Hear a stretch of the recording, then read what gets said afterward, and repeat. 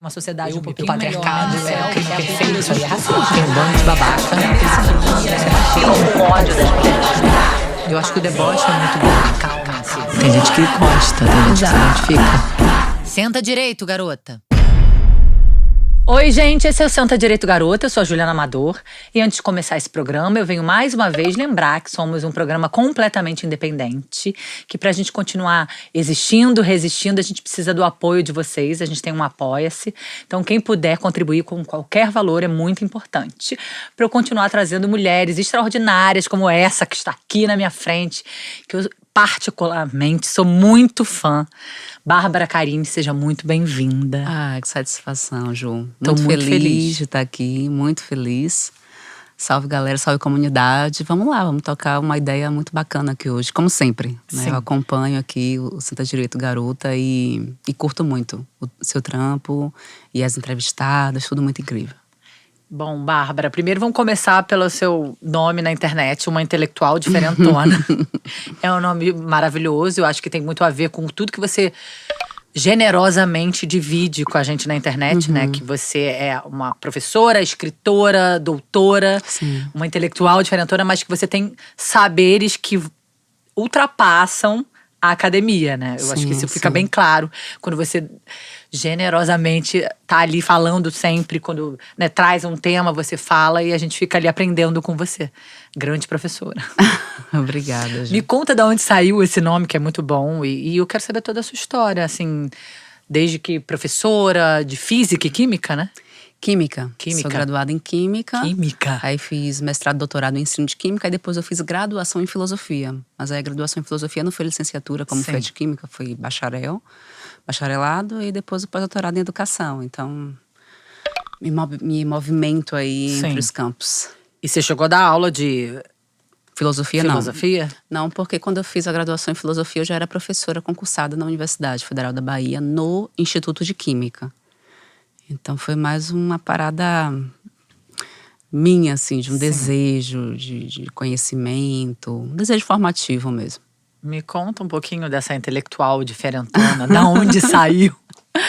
Cara, intelectual diferentona surgiu… Olha, acho que tanto a questão do termo, né? Assim, vou explicar minimamente o termo e depois dizer de onde surgiu, né? A intelectual diferentona é uma intelectual que se permitiu performar fora desse campo performático da intelectualidade branca ocidental. Então, em um determinado momento da minha trajetória intelectual, eu percebi que eu não precisava romper com as minhas bases, com as minhas matrizes. Não precisava romper com a minha periferia, com as músicas que eu gostava de ouvir, com as roupas que eu gostava de vestir, com os shows que eu gostava de ir. E que eu também não precisava me esconder por isso, né? Eu não precisava ser uma intelectual que… Tá, eu gosto de frequentar tais espaços, eu gosto de me vestir de tal modo, eu gosto de dançar tais músicas, eu gosto de falar de tal modo, mas para o público, não. Para o público eu vou ser a professora Bárbara. Eu falei, não, acho que é justo, é legítimo que eu seja na unicidade. Que eu seja essa pessoa que se identifica com múltiplas frentes de existência. Mas num primeiro momento você teve que se adequar, você… Óbvio, me adequei. Esse processo de entender. Primeiro você entende que você precisou se adequar. Depois você faz um processo de crítica a essa adequação. E depois você faz um processo de reconciliação com quem você é. E aí você percebe o que é que dessa adequação fica, porque algumas coisas contribuíram. E o que é que dessa adequação me descaracterizou. E o que é que eu gostaria de me reconciliar com a minha própria história, né? Então, eu acho que é um pouco nesse sentido. Mas na rede social surge um contexto mesmo ali no isolamento social, em 2020. Eu tinha um Instagram. Você já era bem ativa nas redes? Não? Cara, eu tava bem ativa porque tava tendo isolamento social. Logo de cara, a gente não ministrou aulas, né? As faculdades ficaram fechadas. As faculdades ficaram… depois começou o semestre letivo suplementar, online. Aí depois começou mesmo os semestres online, os semestres letivos online. Mas logo de início, a gente teve que ficar no lockdown, óbvio, corretíssimo. Mas eu sentia muito desejo de falar. Então é quando eu começo a gravar meus vídeos, início de 2020. Ah, começou na pandemia. Na pandemia, eu já escrevia muita coisa no Instagram. Um Instagram que tinha um outro nome, que era Babs Carine. Que foi um nome que foi dado pela minha amiga que criou meu Instagram. Eu sempre fui muito distante dessas tecnologias de redes sociais, Sim. assim. Não sabia fazer as coisas direito. Então, uma amiga minha da faculdade, que foi a Mariana, criou pra mim o Instagram Babs Carine. E ficou a vida toda. Babs Carine. Babs era o jeito que ela me chamava. Ninguém mais me chamava de Babs. Não, você muitas, né? Porque é Bárbara, Carine. Não, muita coisa. Muitas mulheres. Muitas. E aí, tava lá, Babs Carine, e começou a gravar vídeos em 2020. Eu escrevia textos, comecei a gravar vídeos. E o pessoal começou a gostar, as respostas foram muito positivas, né? Os vídeos dessa época ainda estão no meu Instagram, nos destaques. Tá, parece até outra pessoa. É? Mas eram stories ou você já fazia no feed, bonitinho, editava? De início eu fazia nos stories, eu gravava, loucura, eu gravava tipo 10 minutos de um vídeo.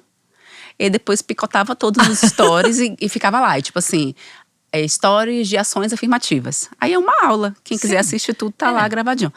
Stories de racismo estrutural, institucional.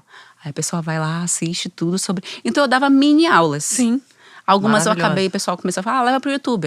Na época, eu ensaiei um YouTube, não dei continuidade. Uma demanda grande. muito grande.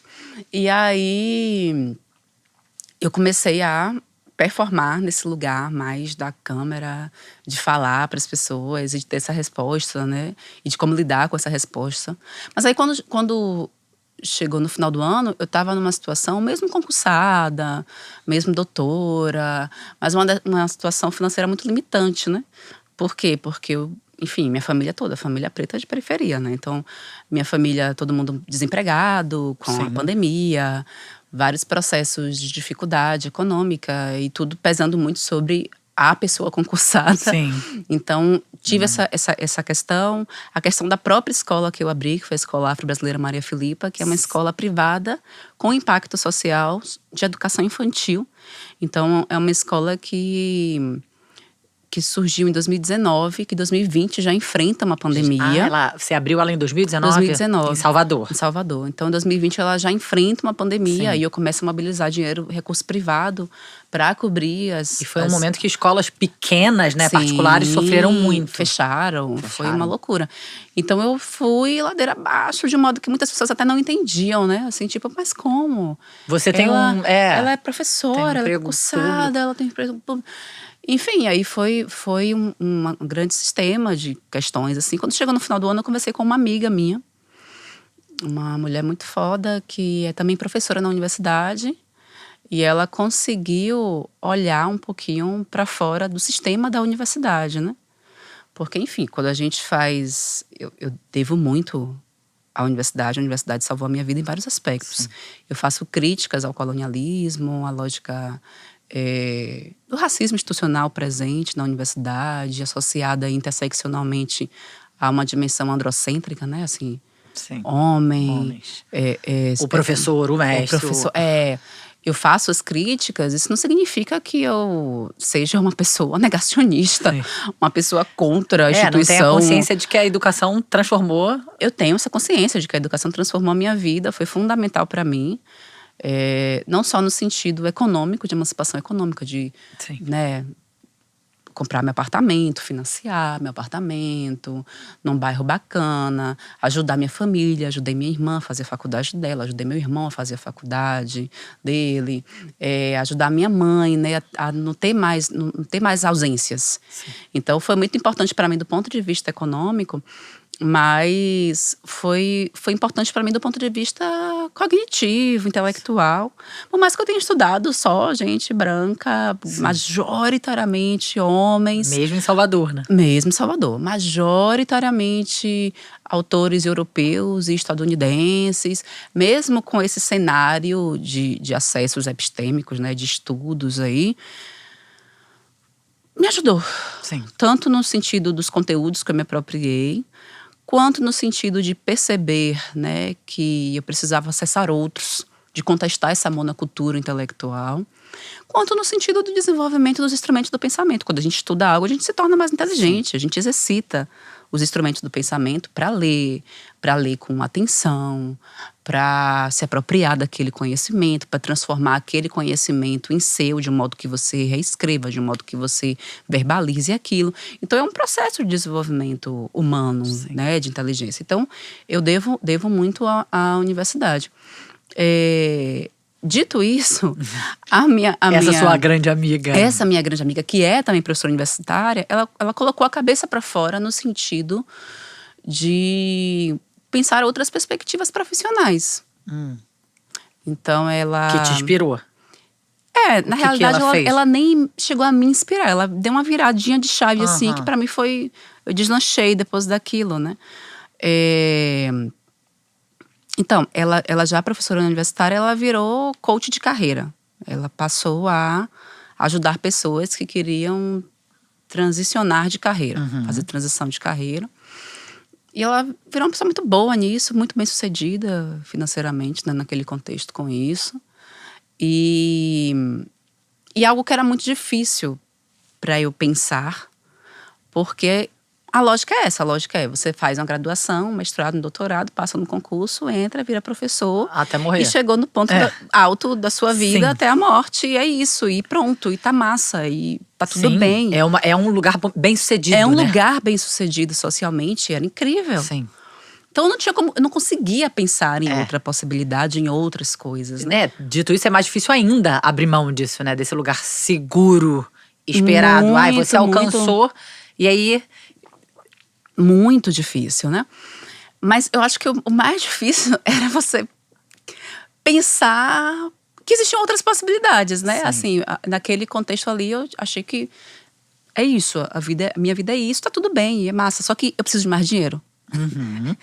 Eu tô cheia de dívidas e eu não sei o que fazer. Você tava com uma escola. Com uma escola, com família, com uma série de demandas, e eu precisava de grana. E aí essa minha amiga chegou pra mim, eu na verdade pedi uma reunião com ela, em dezembro de 2020. Eu falei, Lilian, né? Lilian é o nome dela, inclusive mandar um beijo. Eu falei, amiga, Lil, né? Eu tô com umas dificuldades, eu preciso… E inclusive ela era uma das pessoas que eu ficava pedindo dinheiro emprestado, porque eu pegava com uma amiga, e aí depois pegava com outra pra pagar uma, e depois pegava com uma pra pagar outra. Foi um ano caótico. E aí eu falei, olha, eu tô na lona e eu preciso de uma ajuda, vamos conversar. E aí quando eu conversei, ela falou, cara, você é uma das pessoas mais inteligentes que eu conheço, eu não entendo por que você não ganha dinheiro com a sua inteligência. E aí eu falei, como assim? Como assim? Como assim, né? E aí ela veio falar muitas coisas, né? Ela falou, por exemplo, os livros, eu já tinha 8 livros publicados, né? Sim. Os livros que você… Eu ia chegar nisso aí, exatamente. Os livros que você publica, você ganha royalties? Você ganha um percentual de vendas do livro? Não. Isso depois meu companheiro, Thiago, ele reforçou muito quando ele chegou na minha vida, né? Isso foi 2020, Thiago chega em 2022, né? Então vamos chegar porque no Thiago. Até 2022, até 2022… eu segui sem correr atrás dessa grana dos livros, entendendo que a vida era isso mesmo. Sim, que você tinha publicado, tinha… porque a lógica colocado no mundo aquele seu conhecimento. É sobre isso. Mas não se apropriando que é seu, né? Que você tá dividindo com os outros. Isso. Você precisa… A gente tem muita dificuldade, né? Com transformar em produto o que a gente sabe, mas é o que a gente tem. É isso. Tipo… Pra mim era muito louco. Quando eu saí dali, no dia seguinte eu acordei com o nome intelectual diferentona. Ela falou, isso, ela falou assim… Ela, seu Instagram, por exemplo, comece a trabalhar a sua marca de intelectualidade no seu Instagram. Você já dá aulas no seu Instagram, você já forma pessoas, é uma necessidade sua, né, que surgiu nesse contexto de pandemia, você falar, você dar aula, você comunicar algo. Então utilize isso para você também como uma marca, como um portfólio, como um espaço que as pessoas que querem comprar seus livros, contratar suas palestras, acessar seus cursos também enfim, vejam nesse espaço ali o que transforma o que a é rede você. social num portfólio, Isso, né? quem é você, exatamente. E aí eu fiquei, cara, que doideira, né? Eu fui dormir com isso. Aí quando eu acordei, eu falei, acho que vou mudar o nome de Babs Carini para intelectual diferentona. Eu acho que é um nome bacana. Aí mandei mensagem pra ela, Foi falei, uma inspiração. já mudei. Aí Dá. falei, ó, é esse nome aqui. Ela, foda e tal. Muito bom. E aí foi isso. Aí depois dali eu já abri um curso. Isso foi em dezembro de 2020. Quando foi janeiro de 21, eu abri um curso online que eu cobrava acho que R$50 por pessoa. Mas foi muito estranho pra Sim. mim. É desconfortável no começo, Muito né? desconfortável. Eu pedi desculpa 1000 vezes pra audiência, pra galera do curso, né? Falei, gente, é porque eu tô passando dificuldade, eu tô com... Eu lembro que tinha cursista que falou pra mim assim, professora, eu tô com uma geladeira aqui, acho que eu queria te dar pra você vender. Tipo assim, o modo como eu falei, como eu pedi Sim. tanta desculpa por cobrar por um curso. Porque é esse lugar de conhecimento público. A gente é formado pra entender que o conhecimento é público. E é legítimo que muitas pessoas operem, né, socialmente nesse entendimento. Tá tudo bem, não tem Sim, problema. a gente quer democratizar o saber, mas ao mesmo tempo a gente precisa de emancipação financeira. Eu precisava muito naquele contexto. Então eu precisei enfrentar várias noções que eu tinha muito consolidadas de conhecimento. Eu já dava palestras há 8 anos sem cobrar R$1. E era, tipo, pra mim muito incrível quando alguma universidade falava, não, vem pra cá que a gente te dá passagem e hospedagem. Eu achava aquilo incrível, primeiro, porque eu ia conhecer um lugar novo. Sim. Uma cidade nova do país, um estado novo do país. Primeiro, por isso. Segundo, porque era um entendimento de que estavam me reconhecendo como intelectual. Claro. Aquela instituição estava me reconhecendo como alguém que poderia informar algo, comunicar algo, né? Então, para mim, era honroso. E segue sendo. Mas eu não tinha nem noção de que muitas vezes eu gastava mais para ir para esses processos, né? Sim. Porque, enfim, passagem e hospedagem. Mas você tem o translado ali na cidade, você tem sua alimentação, que não é coberta. Eu tinha minha filha, né, muito bebezinha. Você Em tinha um que ter uma determinado rede momento de que eu tinha que apoio ter uma pra- rede de apoio. Só que minha mãe já com idade, eu colocava minha mãe, mas eu tinha que colocar alguém para ajudar minha mãe. Então, pagar alguém para ajudar minha mãe nesse processo que eu viajava. Então, mobilizava. Mas, enfim, para mim era muito comum palestrar gratuitamente. Cursos. Não tinha um convite desse, de instituição, que fosse venha palestrar só. Era geralmente venha palestrar e dê um mini curso, né? E tá tudo bem, porque quando a universidade conseguia um recurso para trazer, para levar algo intelectual, ela tinha que justificar o uso daquele recurso público. Então, os cursos também que eu ministrava eram todos gratuitos. Os livros, a editora dava 100 livros para eu vender e o restante era da editora, as vendas eram da editora. Aí às vezes eu pegava livro na mão da editora, quando eu ia palestrar, porque o pessoal pedia a um custo mais baixo, aí eu vendia a um custo normal que a editora vende no mercado, aí pagava o dinheiro da editora, pegava aquele troquinho para mim. Então era um corre muito grande que hoje eu tenho até trauma de andar com mochila de livro. Eu andava com mochilas muito pesadas de livro para poder fazer algum troquinho nessas palestras gratuitas que eu dava nas instituições. E então era esse modo que eu operava, né? Então, quando ela vem falar comigo de que o conhecimento precisava monetizar esse conhecimento, eu falo, cara, que sofista, né? Que coisa... Não sei se isso fica bacana, não sei se isso soa bacana. Então, de início, foi muito desconfortável. É quase constrangedor, né? Como se a gente tivesse Eu precisei fazer muita terapia para poder entender que eu podia cobrar uma palestra. E aí, depois, quando pessoas vieram falar comigo sobre os valores da palestra, eu falei, Bárbara, tá ridículo isso. Tá ridículo, reajusta isso. Não, eu falo, cara, não faz sentido pra mim. Aí eu vou fazer mais terapia pra entender, né, sobre o tamanho do seu valor. Isso. Então, foram 4 anos desse processo que eu me sinto ainda em processo. Eu me sinto ainda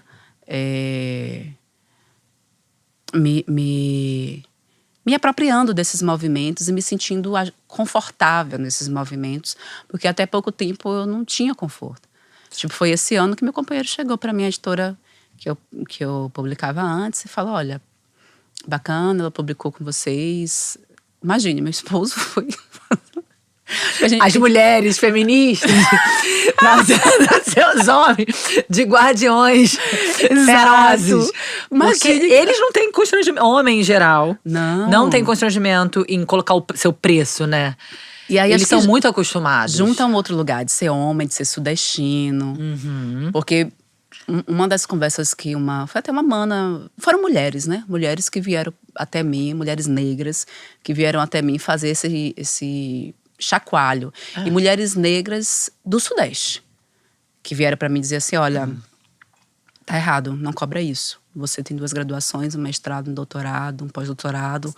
Você tem sua trajetória, você idealizou a primeira escola afro-brasileira registrada em uma Secretaria de Educação no Brasil. Você tem uma audiência significativa na sua rede social. Você tem uma forma de falar que comunica bem, que as pessoas gostam. Então, tudo isso tem que estar dentro do seu escopo de cobrança. Você não pode… Então, foram pessoas do Sudeste. O Thiago também, ele é artista, né? Ele é multiartista, é cantor, compositor, ator. Quando ele chega pra mim pra falar sobre essas questões, falou, não, vamos falar de dinheiro. Vamos falar de dinheiro. Seus livros. Por que você anda com essa mochila? Vocês se conheceram em Salvador? Olha, a gente se conheceu… Eu vim dar uma palestra no Rio. Algumas palestras, pelo menos, trouxeram… Tá vendo? Essa palestra foi muito interessante, porque eu perdi o voo de volta. Eu perdi o voo de volta. Eu que cheguei nele, né? Eu segui ele no Instagram. Na verdade, Você admirava o trabalho dele? Eu sou muito desatenta para as coisas. Eu tenho uma hiperatividade significativa. Então, eu não assisto TV, séries. Então, eu não conhecia ele como artista. Um dia no Instagram apareceu no Explorar uma fala que ele fez no Twitter, mas apareceu no Instagram. E eu falei, que interessante essa fala, muito boa, né? E um textinho assim muito bacana. E aí eu cliquei pra ver e falei, nossa, e como ele é bonito. O dono da fala também O dono é da lindo. fala é muito lindo. Aí eu olhei o Instagram dele, tinha foto com namorada. Aí eu falei, beleza, vou seguir, mas aqui na minha tem namorado. E foi o que aconteceu. Aí quando foi um belo dia, passaram-se alguns meses, me veio esse homem na cabeça. E eu falei, deixa eu ver esse rapaz aqui. Aí fui lá ver, e já não tinha mais nenhuma foto com namorada. Aí eu corri e falei com uma amiga minha, falei, amiga, esse rapaz não tem nenhuma foto mais com namorada. Eu acho que algo aconteceu. E o interessante é que ele tinha, tipo assim, 1 mês de término. Era muito recente. Mas casou de eu olhar o Instagram dele novamente nesse meio termo, meio tempo, né? E aí a gente se falou no direct. Ele começou a interagir com coisas minhas dos stories. Muito respeitoso, interagindo com coisas da minha filha. Nossa, que fofo e tal. E aí um dia eu falei, Thiago, você mora no Rio, né? Ele é.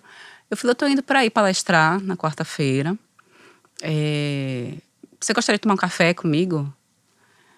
Mas se não puder, tudo bem, coisa de fã. E aí ele falou que seria incrível tomar esse café. A história por trás da parte dele é que ele já tinha ido falar com a empresária dele, ficou louco com a mensagem, porque ele já tinha falado com a empresária dele sobre mim. Sim. A empresária dele, a Adriana Milagres, é uma pessoa muito cuidadosa com tudo, né? Então ela queria entender essa pessoa que ele queria ao lado na vida. Mas já tava nesse ponto? Já tava, tipo assim, ele tava encantadíssimo? É isso, ele me… Imagine o lugar que ele me colocou, né? Vou contar a história. Ela perguntou, mas quem você, por exemplo, você gostaria? Só pra entender o perfil de pessoa que você gostaria pra você, né? Perfil de mulher, ele como um homem hétero. Aí ele falou, a negra ali e essa mulher aqui, ó. Essa e aí intelectual mandou, essa intelectual aqui, ó. Aí mandou. Aí ela ficou louca assim comigo, porque ela faz mestrado, né, na Faculdade de Educação aqui da UFRJ. Falou, caraca, um intelectual da educação, que foda, e que dança, e que é isso, que é aquilo. E aí quando foi uma semana depois, eu mando uma mensagem pra ele, pedindo um café, né. Então ela falou, ó, você tá alimentando muito bem seu Exu, porque as coisas estão acontecendo. E eu fiquei super lisonjeada, porque ele falou, a negra ali e a Bárbara, tipo, me colocou mas você é maravilhosa nesse patamar que eu mesmo. sou fã há décadas, né? E E aí, sim, aí eu vinha, a gente… A palestra era tipo numa quinta, eu vim numa quarta, a gente ficou na quarta. Eu sempre muito direta, eu quero uma coisa, eu Diz que quer. digo o que eu quero. Eu não construo Sim. outros caminhos. Então a gente foi, ele me levou pra almoçar. Eu não tomo café, tá? Não tomo café, eu falei um café, mas eu não tomo. É melhor. Não tomo. Então ele me levou pra almoçar e aí esse almoço durou 4 horas. A gente começou tipo 2 horas da tarde, saiu 6 horas e eu já desesperada. Eu falei, cara, esse homem, tipo, não vai rolar nada. Eu sabia que ele ia gravar de noite, ele tava gravando uma série da Globoplay. A Globoplay? Acho que era. Tava gravando uma série, esqueci agora o nome da série. E falei, cara, já são 18 horas, esse homem disse que vai gravar 8 horas. Não me deu um beijo. Não me deu um beijo, o que tá acontecendo? E ele muito assim, conversas intelectuais. E quem me conhece assim proximamente sabe que eu não falo de intelectualidade no dia a dia. São E trivialidades. ele já tá lá se esforçando pra… E ele falando de muita coisa, tipo, cara… E você só queria dar um beijo na boca. Eu só queria beijar na boca. E aí, quando chegou nesse final, a gente decidiu que ia embora, né? E eu falei, você quer ir lá no hotel? Assim, bem… joguei na mesa. Você quer passar um tempinho lá no hotel? Ele, sim, com certeza. Tipo, bem blasé, todo mundo assim, a gente foi pro hotel e aí a gente ficou. A gravação dele, que seria 8 horas, foi passada pra 1 hora da manhã. Ai, nossa. A gente aproveitou bastante. Todos os seres divinos tudo colaboraram e conspiraram para que… Aí quando chegou no outro dia, eu dei a palestra. O pessoal comprou uma passagem super em cima. Eu falei, eu tenho que terminar a palestra e ir embora correndo. Só que aí era uma palestra da mídia, de TV. Ah, é? Então, e aí o pessoal queria Não era entrevista. Não era. Aí o pessoal queria entrevista, essas coisas. Então, acabou demorando a mais. E aí o pessoal, quando me colocou no transporte lá para ir para o aeroporto, falou, Bárbara, se der errado, avisa que a gente dá um jeito, né? E cheguei lá, deu errado. Eu não consegui pegar o voo. E aí eu falei para eles, deu tudo errado, perdi meu voo. O pessoal, não, volta pro hotel que você tava, tá tudo pago, tudo certo. Vamos trocar aqui, vamos conseguir uma passagem pra você voltar amanhã de manhã. Aí eu mandei mensagem pra ele. Aí eu falei, perdi o voo, se pá, tamo aí. E aí ele falou, eu quero. Ele só respondeu, eu quero. Aí a gente se encontrou de novo no hotel. E ali a gente já começou a namorar. No segundo dia, a gente ficando, a gente já… Foi óbvio. Sim. Meio esquisito, né, assim… As coisas não foram bem ditas, organizadas no início. Não foram bem ditas? Não foram, porque assim, você volta no final do mês? Eu falei, eu volto. Eu tinha outra palestra para dar no final do mês. Aí pronto, a gente se vê. Tá. Mas aí já foi aquele ir pro aeroporto com aquele abraço avassalador, já foi aquelas mensagens, já foram aquelas mensagens que não paravam. Uma paixão. Uma paixão. Aí entre esse dia e o final do mês, a gente se viu mais 2 vezes. Nossa. Porque foi. Ele tinha um trabalho pra fazer em um hotel em Alagoas. Ele falou, cara, você quer ir comigo? Eu consigo levar você? Eu falei, eu vou. E aí fui, a gente se viu lá. E ele foi pro Kikito, né? O Festival de Cinema de Gramado. Eu estava com uma amiga. Eu fui muito sacana com a minha amiga, por isso que ela… Inclusive, amiga, desculpa. Desculpa, te amo. Amiga de escola. A gente tava meio numa bad, assim, de homem, de relação, de tudo. Eu falei, amiga, vamos fazer uma viagem, nós duas, e vamos viver isso. Aí a gente organizou essa viagem uns 4 meses. Pra gente ficar em Floripa, uma semana. Curtindo uma outra, assim. Sim. E aí eu em Floripa, quando chega no segundo dia da viagem, ele manda uma mensagem. Ixi, meu Deus. Olha, eu tô chegando em Porto Alegre pra ir pra Gramado, pro Festival de Cinema. Você não queria ir comigo? Aí Você largou a amiga na pista. Eu larguei a amiga. Minha amiga ficou uma semana sozinha. Mas eu perguntei pra ela. Mas é óbvio que ela não diria não. É uma situação que não tem muito o que fazer, né? Não tem muito o que fazer. Ela falou, vai, amiga, vai. Aí depois eu vi as fotos dela, ela circulando tudo sozinha. Que dó. Rodou Santa Catarina toda, foi pra além de Florianópolis. A gente tinha alugado um carro, então ela rodou bastante. Aí, a gente tem um amigo também da escola que mora lá. Então ela marcou uma saidinha com um amigo, nosso amigo. Mas foi essa loucura. Então a gente já tinha se visto aí antes dessa minha volta pro Rio pra essa outra palestra. Então já era um namoro. Aham. Aí É tudo já- muito intenso, né? Muito e profundo. intenso. A gente falou, então a gente entendeu. E nessa volta, já foi tipo assim, evento com família. Sim. Aí eu falei, pronto, a gente tá namorando, entendi. Ok. Mas foi isso. E trouxe Bárbara Carine da Bahia pra Salvador. Não, de Salvador pro Rio de Janeiro. Ali a gente começou essa relação Salvador-Rio, uma Sim. delícia, né? Namoro à Lindo. distância, é Namoro gostoso, à distância, né? é uma delícia. Nunca tem problema, não tem briga nunca. É incrível. Sobra tesão, sobra saudade. Muito, muito. Tudo muito intenso, né? E aí eu sempre vindo pro Rio uma vez por mês, ele indo pra Salvador também. E nisso ficou até dezembro de 2023, quando eu peço licença na universidade, licença sem vencimento. Antes eu estava de licença, né? 2022 eu estava de licença também, só que era Ah, você licença estava do de licença? pós-doc. Que eu estava fazendo pós-doutorado na USP.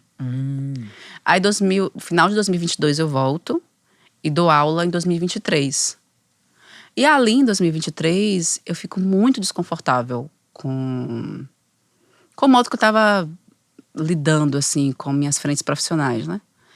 Eu amo dar aula, amo mesmo dar aula, e eu estava me sentindo meio negligente porque eu estava viajando muito para palestrar e eu mobilizava essa minha amiga. Sim, você estava também plantando as suas sementes para essa transição de carreira ou Isso. formas de monetizar muito mais a sua… Exatamente. E aí eu tava chamando essa amiga para ministrar as aulas para mim, né, das coisas que ela tinha competência também. As aulas de química geral ela ministrava para mim. As outras aulas de educação eu acabava dando online. Então foi um ano difícil, assim, eu me senti muito desconfortável. Aí, tipo, ia dar prova, tinha aulas que foi minha amiga que deu, então, aplicar prova. Então, eu falo, cara, eu tenho que ser mais maleável nessa correção, porque foram pessoas Sim. distintas que participaram desse processo educativo, desse processo formativo, né? Enfim, quando chegou no processo daquele ano, eu falei, eu preciso de uma licença sem vencimento. E aí dei entrada no processo, deu tudo certo. No final do ano, a gente vem para o Rio, morar no Rio. Dezembro de 2023. Eu e minha filhinha, Iana. E aí eu faço o movimento inverso. Aí eu passo aí todo mês para Salvador fazer as coisas, né? A escola tá lá, minha família tá lá. Eu quero saber da escola. Você tinha um desejo de abrir uma escola de educação infantil, fundamental? Da onde saiu a escola Maria Filipa? Saiu da minha filha, né? A Iana é uma menina negra que vem para mim por um processo de adoção. É uma adoção monoparental, né? Eu tinha… Nenhuma mulher é obrigada a ser mãe. Eu tinha um desejo de ser mãe.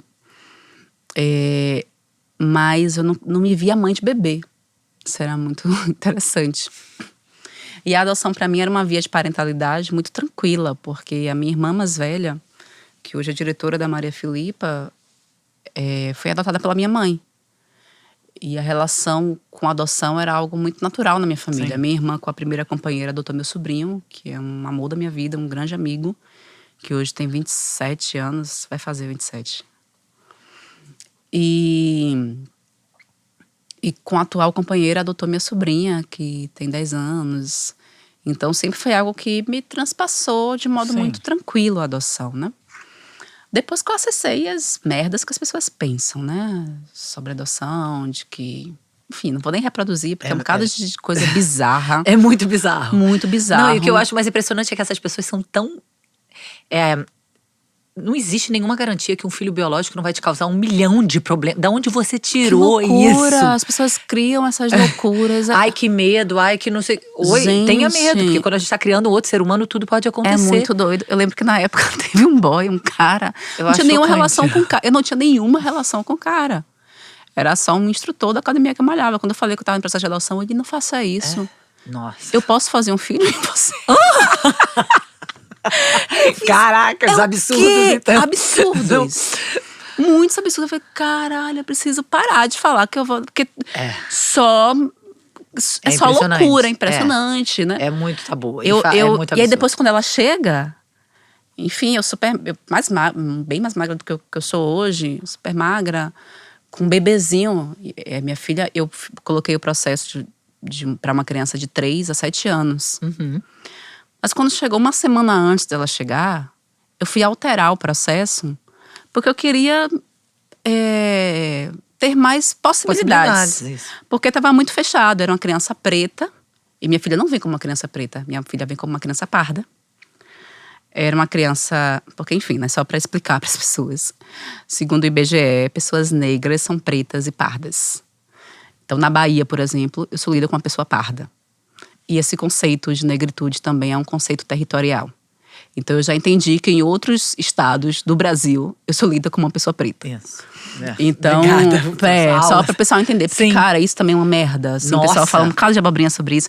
Óbvio que é um conceito que as pessoas estão revisitando, as pessoas estão problematizando, tá tudo bem. Mas dentro desse escopo, desse entendimento do que é ser negro no Brasil institucionalmente, às vezes as pessoas falam assim, preto e negro. Enfim, então só para ficar mais explícito. Então, eu tinha colocado pretos. E aí, como pretos, só tinha na Bahia 22 pessoas disponíveis para adoção.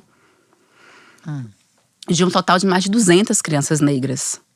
Então eu falei, tem um problema aqui. As pessoas não estão se marcando pretas, estão se marcando pardas. Então vamos lá, então vou ampliar esse espectro de negritude para pretas e pardas. Eu queria uma menina. Tinha muita essa coisa com mulheres, com educar uma mulher de um modo diferente que eu fui educada, talvez. Mas enfim, é muito difícil, né? Porque é como os nossos pais. A gente vai reproduzindo muito instintivamente, né? Impressionante. É um trabalho de força pra gente não reproduzir. É muito louco. E aí eu falei, eu vou botar menino também. Vou lá abrir e colocar menino também. Uma semana antes abriu o seu leque de… Botei também com doenças congênitas que eu aceitava. Botei que eu aceitava a loucura. Loucura não, gente, desculpa. Eu sei que tem pessoas que acham muito tranquilo. Mas pra mim, pro meu contexto, não era. Grupos de irmãos. Sim. Imagina se vem 4, né? Eu sozinha. Cara, eu falei, meu Deus, acho que eu tava… E aí, chegando lá, a assistente social falou, por que você não bota a partir de 0 ano? Eu falei, não, porque eu não me vejo mais de uma criança de 0 ano. Falou, bota a partir de 0 ano. Teoricamente é mais fácil, né? Porque é pequena, é mais difícil de chegar. Aí eu botei justamente por isso. Falei, tá bom. Não vai vir mesmo. Sim. Porque é mais concorrido, de 0 a 3 anos. Botei. Uma semana depois me ligam, dizendo que minha filha estava lá e que era pra levar uma fralda. Que ela tava toda cagada. Era uma criança de 18 dias. Eu fiquei em pânico. Essa frase? Foi assim. Eu recebi esse WhatsApp. Foi bem louco. Eu fiquei em choque. Eu tava no mercado. Eu fiquei com a foto da criança assim. É uma frase pra elaborar toda a sua… Foi louco. Foi muito louco. Mas enfim, aí a Aninha, ela chega. E aí quando ela chega, mais show de horrores sobre adoção, né? Sim. Eu carregando ela, andando com ela pequenininha por aí. Eu pensava, sua filha, como é que você tá assim maravilhosa depois da gravidez, do parto. Ai, gente, a preocupação das pessoas.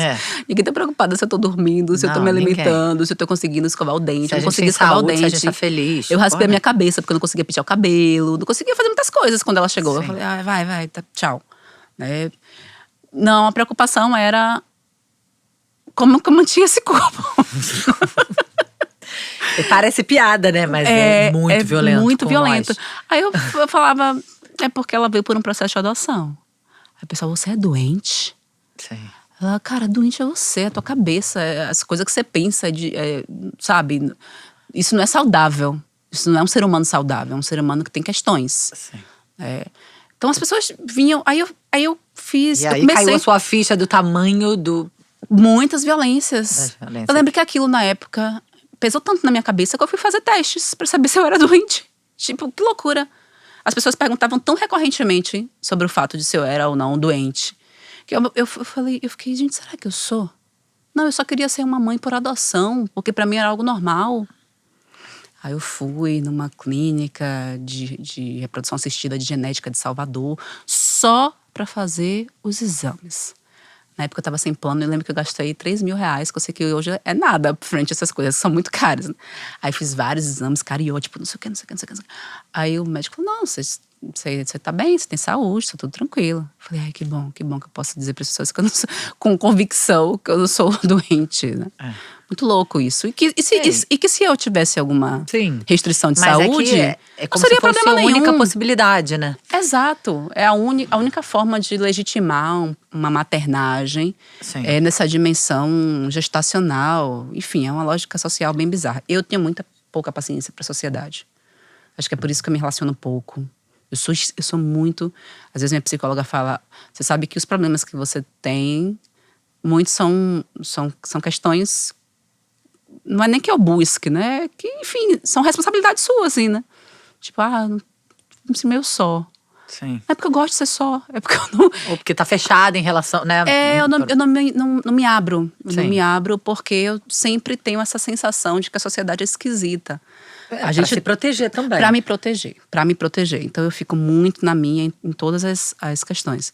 Então a Iana chega por meio desse processo… 18 dias. Mas a escola já estava pronta. A escola já estava pronta? Já, porque quando o processo foi deferido, Você um pariu ano tudo antes, ao mesmo tempo. Isso aí parto foi. também. Eu tive né? 2 filhos ao mesmo tempo.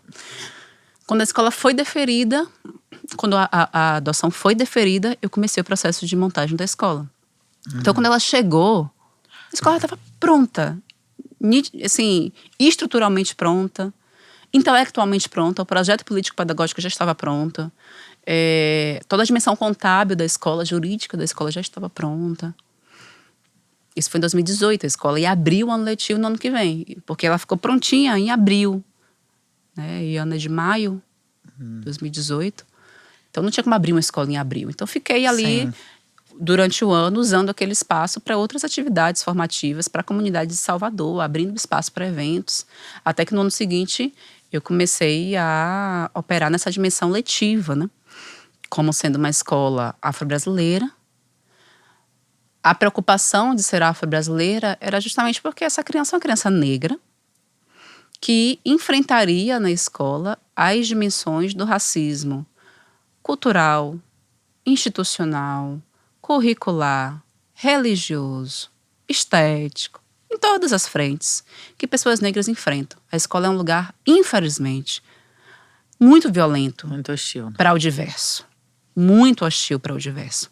É uma monocultura no Brasil muito grande. E a lei que obriga ensinos afro-brasileiros não é aplicada, porque eu não vejo acontecer nas escolas. No ano passado, o Instituto Alana, junto com o Gelé 10, o Instituto Gelé 10, fizeram uma pesquisa nas escolas municipais. Ou seja, na educação ali da infância. Alguns municípios pegam o fundamental, outros não, mas enfim. Pensando na esfera municipal. Fizeram uma pesquisa em escolas municipais do Brasil todo para saber quantas escolas, qual o percentual de escola que contemplava a Lei 10.639, que é a lei de 2003, que prevê a incorporação da história e cultura africana e afro-brasileira em toda a extensão curricular da educação básica. E a Lei 11.645, essa é de 2003, a 11.645 é de 2008, que incorpora também a cultura e a história indígena, dos povos indígenas. E elas fizeram, né? São estudos mais pensados e geridos por mulheres, fizeram essa pesquisa e chegaram à conclusão que 29% das escolas contemplam, em alguma medida, essas leis. Perceba. Esse, em alguma medida, não é como. Sim.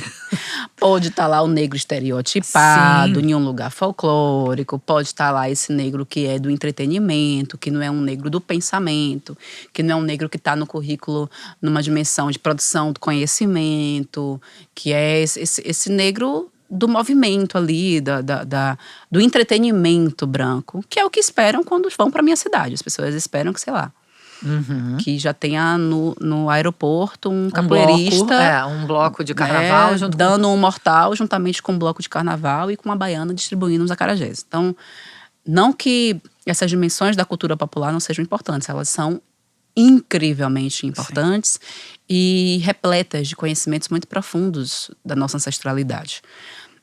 Entretanto, se a gente é colocado apenas nesse lugar, olha, vocês só podem performar socialmente nesse lugar, a gente é reduzido a uma condição de um estereótipo do que é ser o negro. Então, isso, por exemplo, é uma representação que a gente não tem interesse, né, de estar apenas nesse entendimento.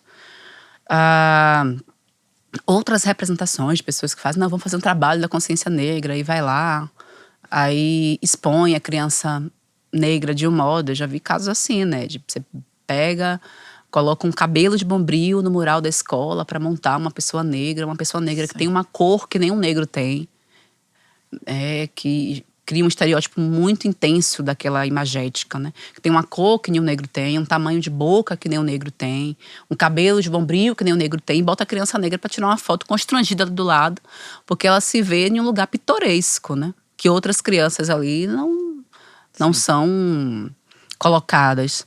Então, essa pesquisa apenas informou que fazem alguma coisa. Agora, o que é que fazem? A qualidade do que é feito a gente não sabe. A gente não tem acesso. Então, já nos leva a entender que a gente segue, mesmo depois. Essa pesquisa foi feita no ano passado, por quê? Por causa dos 20 anos da lei, em 2023. Então, nessas 2 décadas de lei, foram fazer essa investigação, né?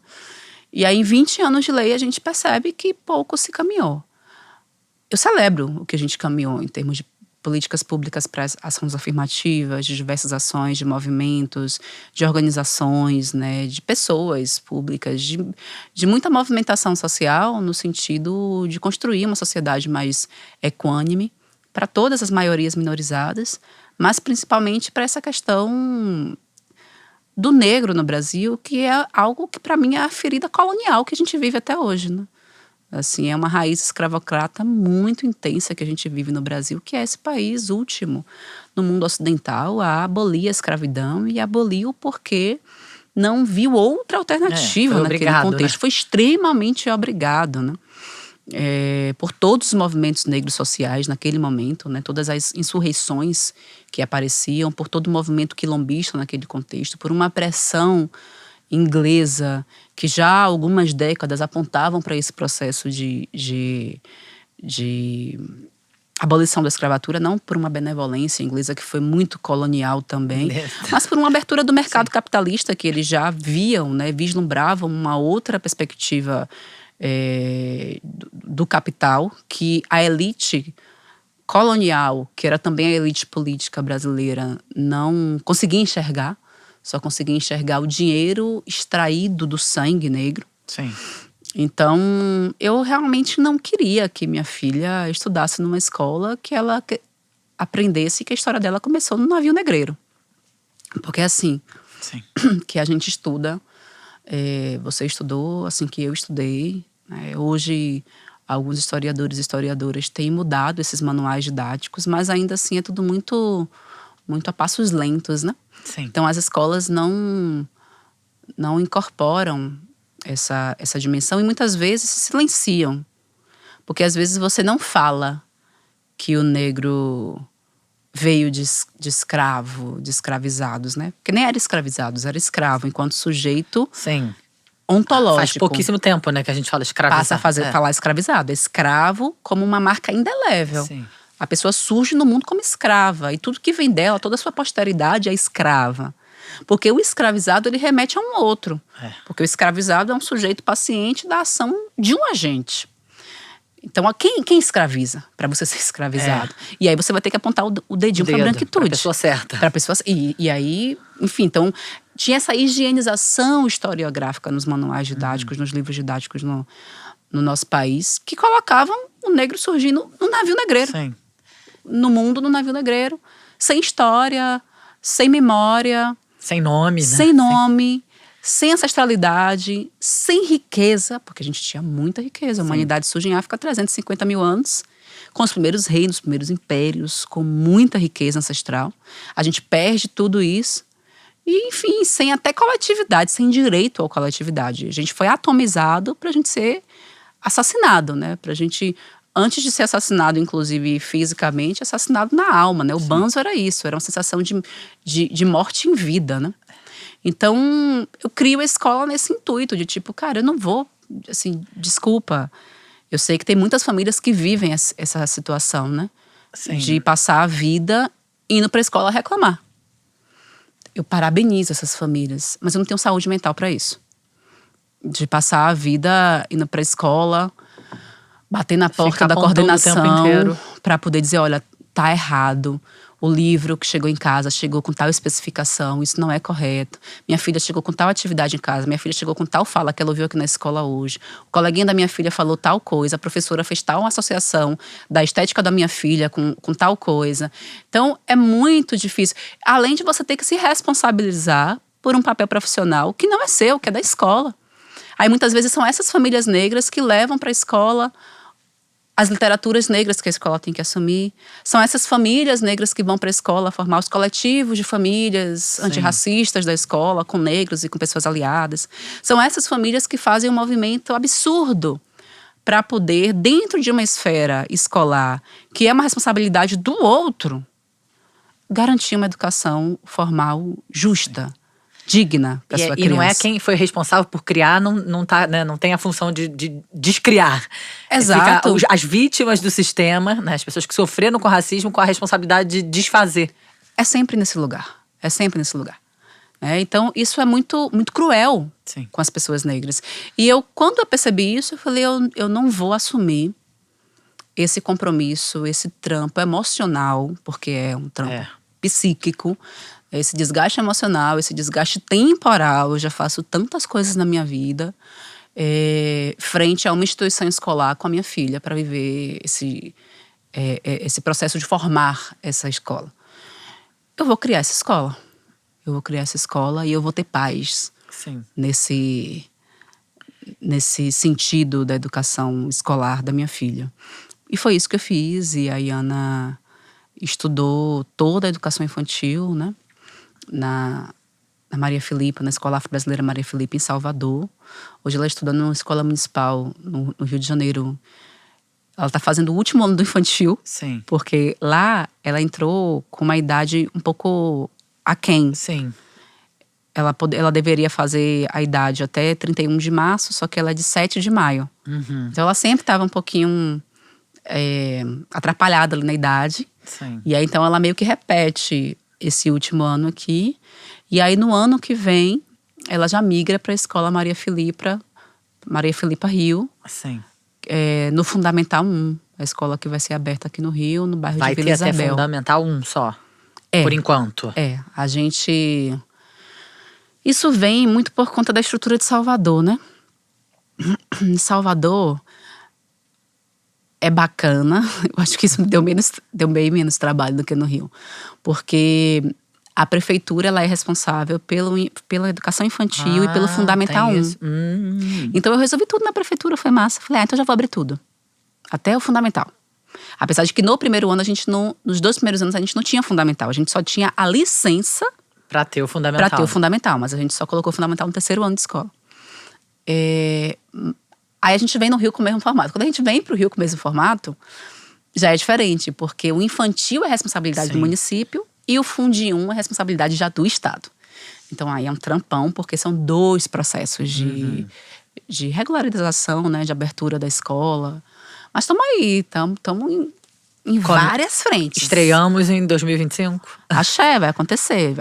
A gente já deu entrada, o Estado já deu a devolutiva de que a documentação está tudo ok, agora só vai ter a vistoria do espaço. No pé que a gente teve a devolutiva ontem, segunda-feira, do município, que está tudo ok, mas que tem alguns documentos que a gente precisa correr atrás, documentos mais de ordem jurídica, muito sobre o imóvel. Hoje de manhã falei com o advogado, ele disse que tá tudo ok, assim, que não tem nada... Vila Isabel. Porque eles dão um prazo, né, de 10 dias. O advogado disse que tá tudo ok também, então a questão documental, estamos caminhando. Já estamos em processo de obra, né? E aí toda a estrutura foi pensada, a gente contratou uma arquitetura escolar. Sim. Para já nos ajudar nesses processos, né? E contratamos também uma pessoa da educação do Rio. Porque já tem familiaridade, porque assim, Leandra, minha sócia, Leandra Leal, ela é do Rio, mas ela não é da educação, ela é das artes. Minha sócia de Salvador também é das artes, é bailarina. Então, da educação sou eu, só que eu não sou do Rio. Então, eu não tenho essa relação. Óbvio, tem documentos, mas aí a pessoa que já tem a familiaridade cotidiana, né, do sistema educacional no município, no estado, é muito melhor. Então, a gente contratou uma pessoa para estar mais próxima nesse sentido. E então, a arquitetura já leva em consideração no projeto todas as especificações. As exigências que tem, as né? exigências, né? E hoje a gente tá nesse rolê mesmo, porque é caro. Sim. É muito caro. É um bagulho de ordem de milhão, assim, de mais de milhão. Então, a gente tá nesse processo de busca de investimentos, né? De captação de recursos para poder fazer as coisas acontecerem. Mas aí a gente também teve a gente contratou economista. A abertura do Rio é muito diferente da abertura de Salvador. A abertura de Salvador foi uma professora que se tornaria mãe, que queria uma educação para sua filha, que era uma educação emancipatória. E era só isso. Sim. Não tinha nenhuma visão empresarial, nada. Estava muito mais na ordem pessoal, Na né? ordem pessoal. Quando minha sócia de Salvador chega em 2020, ela vem também por essa via da maternagem. Ela tem um filho, ela é uma mulher negra, que tem um filho socialmente branco. E ela falava muito, olha, ele é um menino, então tem os atravessamentos do patriarcado. Sim. E é um menino branco, e tem os atravessamentos do racismo. E eu, enquanto mulher negra, eu não quero ter um inimigo dentro de casa. Então eu quero procurar uma escola para educar meu filho, para que ele humanize a mãe dele. Então ela vem nesse intuito também de maternagem. Mas a Maju já com muitas relações, né, de ter aberto muitos CNPJs ao longo da vida. Então ela fala, olha, é um negócio, a gente tem que organizar isso aqui e tal. É uma empresa, né? Uma empresa. Eu não tinha essa noção. Não tinha. Tipo, dá grana? Não dá grana. Não dá grana. A escola de Salvador é o maior trampo. Um trampo surreal, assim. Porque, tipo, são pouquíssimas crianças matriculadas. A escola tem 30% de bolsas. Sim. E as crianças A sua intenção é essa, que tem algum impacto social também. Sim, com certeza. Com certeza. Porque a gente quer sentido. ter tudo na escola. Inclusive uma intersecção de classe. Sim. Porque a gente pode ter muita classe média negra na escola. Mas aí o menino não tem entendimento de outras coisas. Eu percebi isso em uma determinada atividade que a gente fez, que foi, a gente tem um calendário decolonial, né? E a gente tem uma data do calendário decolonial, que é 14 de março, chamada Marielle Vive. E aí, uma das atividades, eu estava acompanhando, uma das atividades era um plebiscito, assim, que cada criança ia ser vereadora, explicava o que era vereador, que Marielle foi uma das vereadoras mais votadas da cidade do Rio de Janeiro. E explicava o que é que fazia um vereador. E aí propôs que as crianças criassem leis como vereadoras. E aí as leis eram muito diversas, né? Tinham aquelas crianças mais com uma pegada ambiental. Aí tinham as crianças mais com uma pegada mais tecnológica, né? De querer internet para todas as pessoas. E aí uma criança, que era uma criança bolsista da favela, disse para acabar com as mortes na Fazenda Grande do Retiro. Aquilo me impactou. Porque eu sou da Fazenda Grande do Retiro.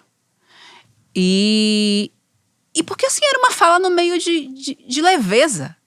As crianças estavam em um lugar de leveza, porque eram crianças negras ou não, negras da classe média. Sim. E ali a gente lida com uma criança negra da favela, que queria criar uma lei para acabar com o genocídio. Falei, caralho, que pesado. É importante ter a bolsa. Porque essa criança negra que tem uma relação de poder aquisitivo um pouco maior em virtude dos passos que foram dados pelos seus familiares, que certamente foram as primeiras a entrarem na universidade, por conta dos processos de políticas públicas das últimas décadas. Essa criança que hoje tem acesso, como a minha filha, né? Minha mãe é empregada doméstica, então eu sou a transição para essa vida de pequena burguesa que a minha filha tem hoje. Que eu não tive nada, né? De escola particular. De escola particular, de ter banheiro em casa. Tipo, às vezes eu vejo minha filha tomando banho dela lá de banheira. Eu falo, cara, eu queria ter um chuveiro. Até os 20 anos eu sonhava em tomar banho de chuveiro, porque eu tomava banho de cuia. Eu queria sentir, eu lembro do meu primeiro banho de chuveiro, que foi eu queria sentir a água saindo dos furinhos e tocando a minha pele. Era meu sonho. Quando é que eu vou tomar um banho de chuveiro? Com 20 anos, na casa de uma amiga da faculdade. Então, quando eu olho hoje para minha filha, nesse lugar, eu entendo o movimento da história. Eu entendo que a roda da história está girando para frente, né? Então, essas crianças hoje negras de classe média, elas têm famílias que vieram de processos porque as histórias de vidas cruzadas, né, as histórias das pessoas negras no Brasil são todas histórias cruzadas. Parece que eu escrevi meu 11º livro, O Querido Estudante Negro. Que você vai lançar agora? Lancei. O que eu vou lançar agora é o Educando Crianças Antirracistas. É um livro muito potente para a educação infantil. Muito potente, né? O Querido Estudante Negro é um livro de subjetividades negras escolares. Né? Um livro de cartas da educação infantil, fundamental, ensino médio, graduação, pós-graduação, de uma pessoa negra que viveu experiências de racismo. As pessoas me encontram chorando, dizendo: você escreveu a minha história. Como é que eu escrevi aquele seu livro? Por que isso? Porque as histórias são entrelaçadas. Sim. Então, essas crianças negras... E são histórias que você viveu? Sim. Sim. São a história de uma menina negra de tez da pele mais clara, da favela, que troca cartas com um menino preto, um menino retinto, e é da alta sociedade. Ele já nasceu nesse lugar... Né, de uma mãe juíza, uma mãe negra juíza, e ele vai viver esses atravessamentos do racismo nessa escola da elite, né, enquanto que ela na periferia.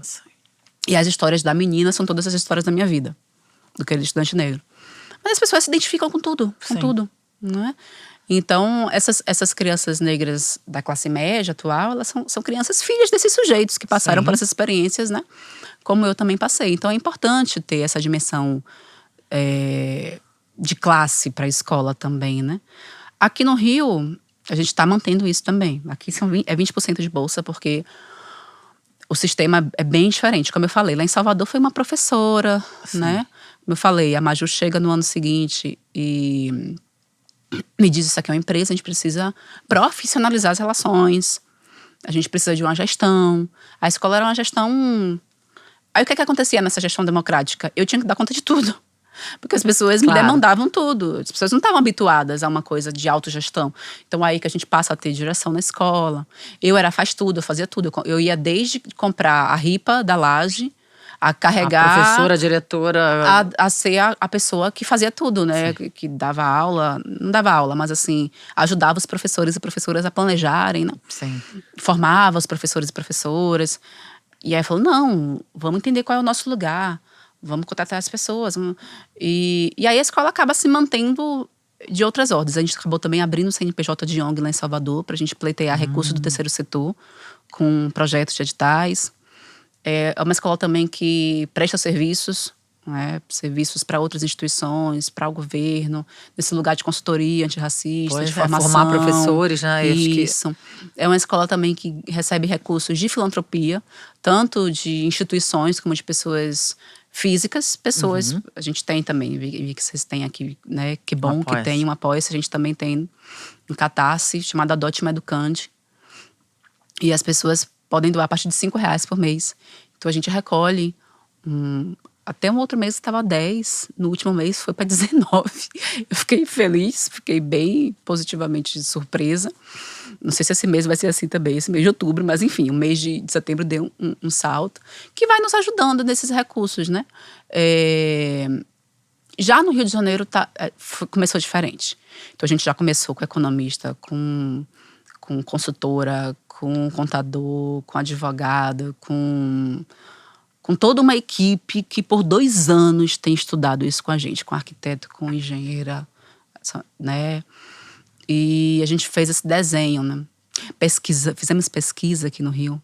A gente fez um evento no ano passado, num samba que o Tiago fez, chamado Samba de Herê, no Dia dos Professores e Professoras, com a GERE, né, que é a Gerência de Educação para as Relações Étnico-Raciais do município do Rio de Janeiro. A gente fez um samba na casa do Nando, e ali a gente lançou uma pesquisa que as pessoas, elas respondiam que bairro que queria. Então o bairro foi o bairro mais escolhido da pesquisa.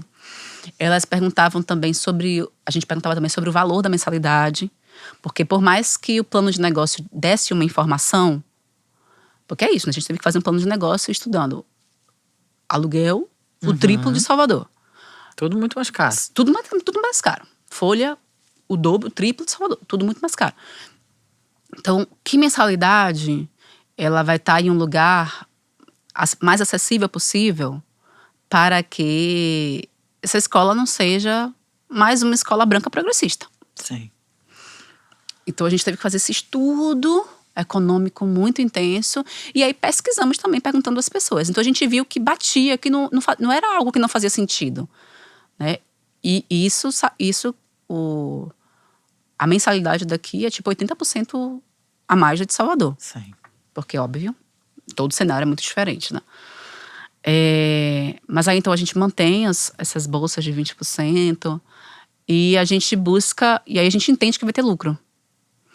E aí nesse processo a gente já dialogou que a gente não quer lucro da escola. A gente acho que não combina com o modelo de educação que a gente sonha, Acredita, que a gente acredita. Então, por exemplo, a gente já acordou que a gente vai fazer uma participação dos lucros. Então, tipo assim, mesmo a gente tendo percentuais diferentes, né? Eu sou sócia majoritária aqui em Salvador, a gente vai receber… Aqui não é em Salvador. Aqui no Rio.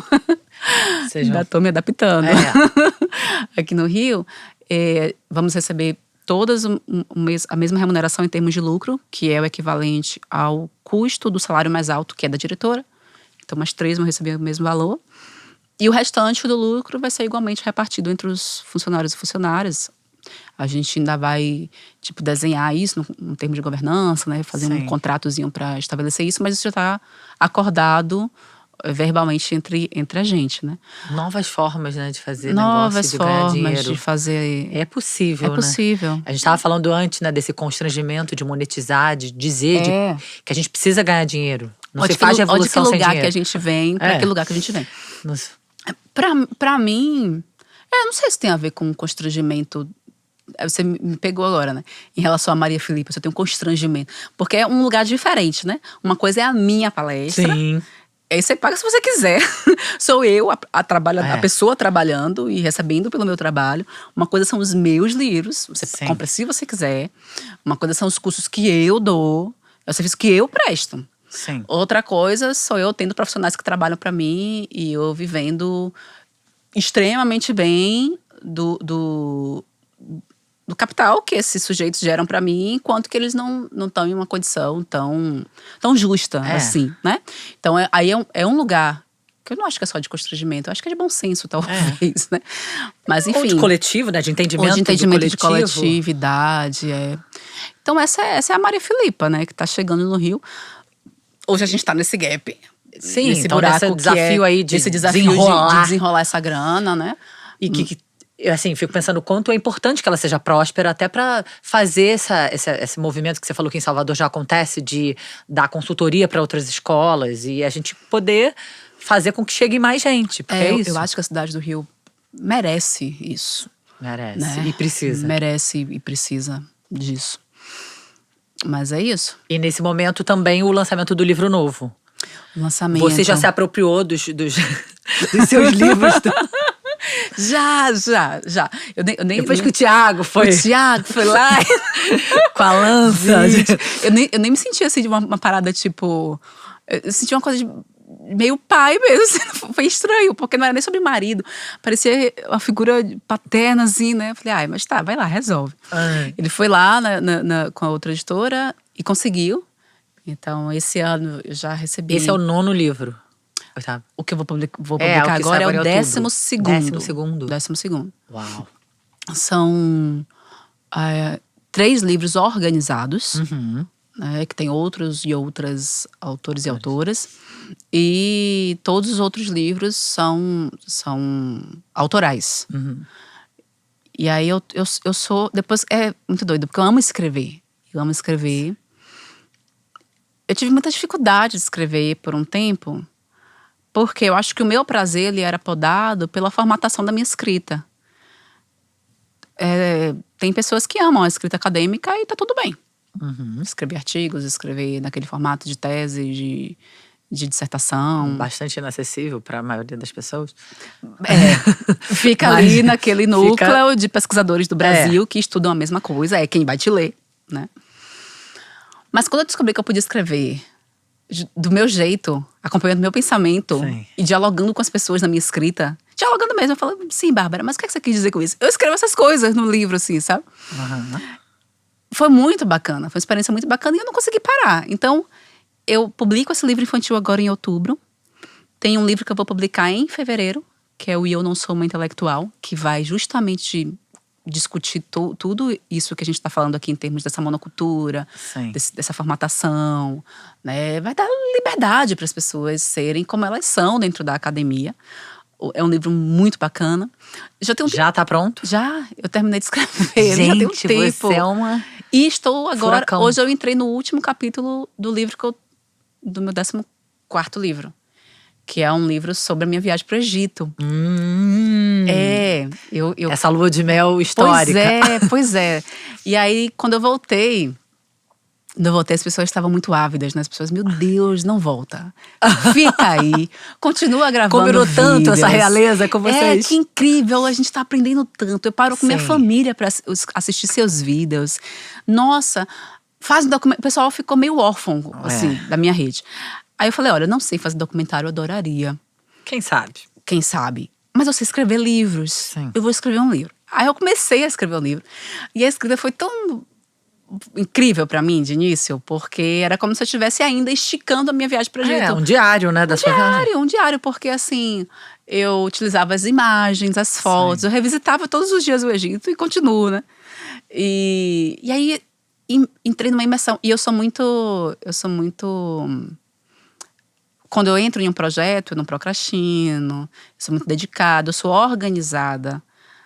Eu sou uma pessoa que estabeleço metas possíveis de serem cumpridas. Tipo, eu nunca disse que eu vou escrever 10 páginas por dia na minha tese. Nunca, não, uma página por dia. É o que eu vou… eu vou fazer um planejamento ao invés de escrever 4 meses antes da defesa, da qualificação, e ficar 12 horas em casa escrevendo sem dormir. Eu vou escrever um ano. E vou ali, sabe? Então, eu construo metas possíveis e metas que me dão, inclusive, muito tesão de dar seguimento, porque eu percebo que eu estou cumprindo. Isso é um processo emocional bacana, né? Você perceber o êxito naquilo que você se propõe diariamente. E eu sou muito, apesar de ser uma pessoa que construo planos de vida, eu sou muito do hoje. Minha vida, imagina as coisas que eu falei aqui pra você. Livro, palestra, bem na escola. E a revolução de 2020 até aqui. 2020 até aqui. Se eu chocante. pensasse, São 15 anos, parece. 15 anos. Pois é, tipo Bárbara JK na vida pessoal, profissional. Se eu pensasse no todo, eu enlouqueceria. Então eu penso no dia de hoje. Eu penso nas metas diárias, nas metas semanais, no mês. Eu penso no compartimentado, mas de um modo que não é alienado. Sim, você tá que não fazendo, é estanque. você tá realizando. Eu tô pensando nesse micro articulado a um projeto maior, a um plano maior, né? Então… Grande inteligência. Então, eu tenho essa inteligência estratégica. Sim. Eu sempre me valorizei muito nesse ponto. Eu dizia, olha, eu não sou a pessoa mais inteligente do específico, né? Nessa coisa das inteligências múltiplas. Eu não era a pessoa que ia tirar 10 em tudo, não era a pessoa… Mas a pessoa que ia olhar as coisas e construir a estratégia e seguir uma estratégia que, tudo bem, se não desse certo, mudava a rota, mas que ia ser uma pessoa que ia fazer essas coisas muito de caso pensado, sou eu, né? Então, cada passo meu, ele sempre foi muito, muito estratégico. E aí é isso, aí esse livro, ele tá concluído. Eu comecei hoje o último capítulo. E é isso, vai ser muito bonito também. Quando eu termino, aí eu faço né, sozinha, toda uma revisão do livro, pra ver o que é que eu gostei, o que é que eu não gostei, o que é que eu mudaria. E depois eu mando pra editora, a editora também já tá ciente, o próprio diretor da editora no Brasil, né, porque é uma editora espanhola, a editora que eu trabalho hoje, que é a Planeta. Quando ele viu as fotos, ele falou, prevejo um grande livro vindo aí. Porque já é desse meu lugar. Sim. Mas também muito organizado. Tipo, eu escrevo quando eu acordo. Aí depois que eu termino de escrever, eu faço meu post no Instagram. Sim. Aí depois que eu faço meu post no Instagram. Instagram… E a influenciadora abriu muitas portas, né? Abriu muitas portas. Muitas. Tipo, eu não sei ganhar dinheiro ainda com o Instagram, diretamente. Sim. Não sei. Mas eu ganho indiretamente. Porque muitas pessoas… Chega para muitas pessoas Sim. um vídeo… Aí as pessoas falam, poxa, que interessante, deixa eu ver com essa pessoa. Ela escreve livros, eu vou comprar um livro dela. Sim. Essa pessoa fala bem, acho que eu vou pensar em trazer ela aqui pra feira literária. vou pensar em trazê-la aqui para dar uma formação na prefeitura, para dar uma formação sobre diversidade na empresa. Então, é um espaço que me traz esse retorno de modo indireto. Fez você chegar em mais gente, né? É um canal. Isso, e que só amplia, né? Tomara. Os cursos também que eu ofereço online, né? Sempre com respostas... Que você começou pedindo licença, mas agora você sabe Não, que agora tem já uma... tranquila. uma função... Já super tranquila. Aquele primeiro curso foi um curso de um livro que eu lancei, né? Que foi de ciência africana. Aí depois ali eu criei um curso que existe até hoje, que é um curso de projetos de mestrado e doutorado. Pessoas que querem... Eu tinha uma métrica de escrita de projetos de mestrado e doutorado. Eu passei no doutorado com um projeto que não era o que eu queria. Assim, eu fiz outra coisa depois. Eu passei 1 ano no doutorado para a minha ideia mesmo vir. Mas eu sabia escrever um projeto de doutorado e eu sabia o que era um problema de pesquisa e que eu precisava ter um problema para escrever. Então eu criei um problema qualquer. Um método, é muito... Eu criei um problema qualquer que fazia sentido dentro do escopo ali da área literária, né? Fiz uma revisão de literatura e fazia sentido o problema. Construí um projeto de pesquisa de doutorado que foi aprovado. Foi um projeto que eu criei para ser aprovado. Eu não educo as pessoas a fazerem isso. Mas ali eu consegui entender que tem uma métrica de produção de projeto que é muito universal. Às vezes as pessoas perguntam assim, mas você é da química? É um projeto da área de exatas? Não, projeto de qualquer área. E eu tenho hoje relatos, né, de pessoas que foram aprovadas em outras áreas diversas. Dança, música, administração, área da saúde, educação, química, ciências em geral, ciências da natureza, pessoas de diversas áreas, de direito, que são aprovadas porque é um entendimento macro do que é o projeto, do que é cada parte de um projeto, cada parte constitutiva de um projeto. Então esse curso é um curso que é um sucesso desde lá e que, tipo, ele segue muito baratinho. E eu entendendo que quem busca fazer esses cursos são estudantes. Os estudantes são duros, né? Tipo, eles estão no sonho ali de entrar para uma pós-graduação. Então, enfim, é um curso de 100 conto. A pessoa sai dali com o método pronto. Com o método pronto, com o projeto na cabeça, né? E aí, mais recentemente, tipo, pro ano passado, eu comecei a oferecer também um curso de letramento racial. Sim.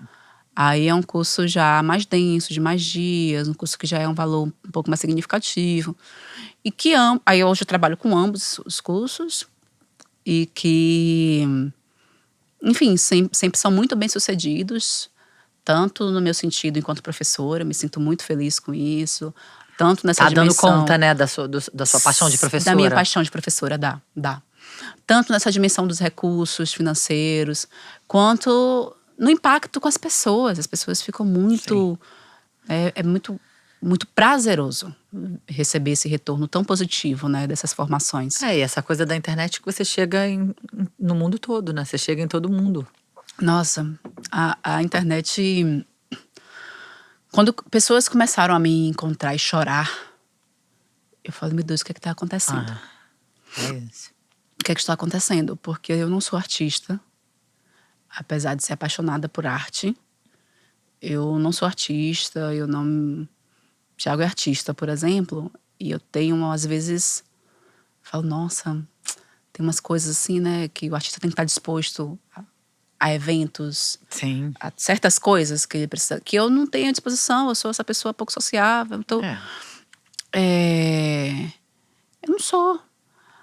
Mas as pessoas construíram em mim uma ideia de uma referência. Muito. Acho que é até mais importante do que a coisa do artista. O Thiago fala isso. Tem um personagem, tem um monte de coisa envolvida. Ele fala isso, ele fala, cara, você é uma identificação. A catarse que eu vejo as pessoas tendo com você, eu não vejo naturalmente nas artes. Porque é desse lugar de tipo, eu não acreditava mais que eu podia entrar numa universidade e você me inspirou. Sim. Eu não acreditava que eu podia terminar a escrita do meu livro. Tipo, uma vereadora foda da minha cidade me disse isso. Tá lá, eu tô no prefácio do livro dela. Um agradecimento de um vídeo meu do Instagram.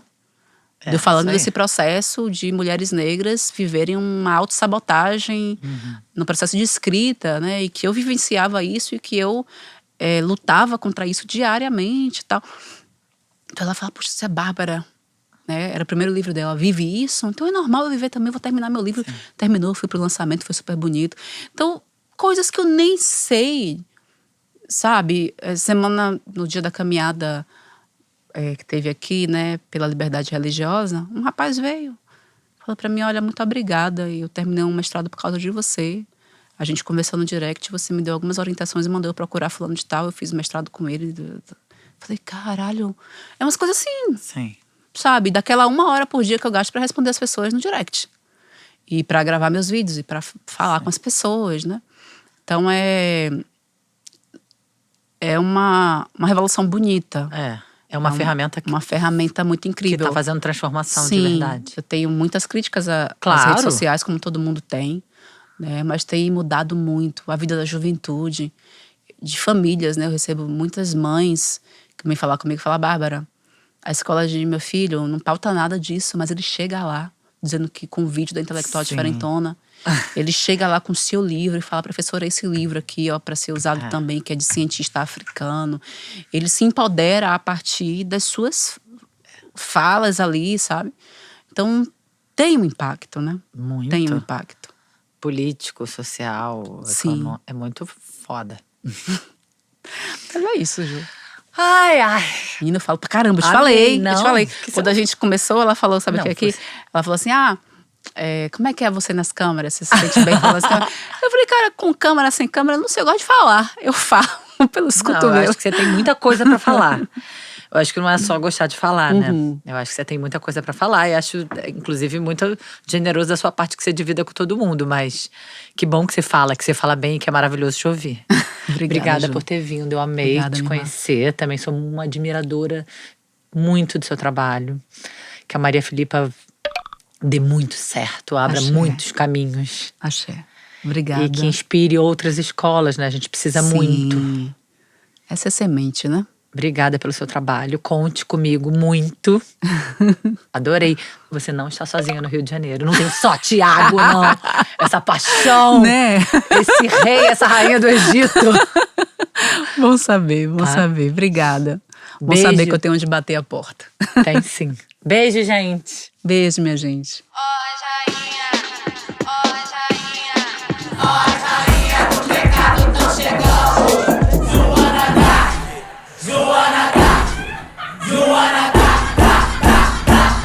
Senta direito, garota.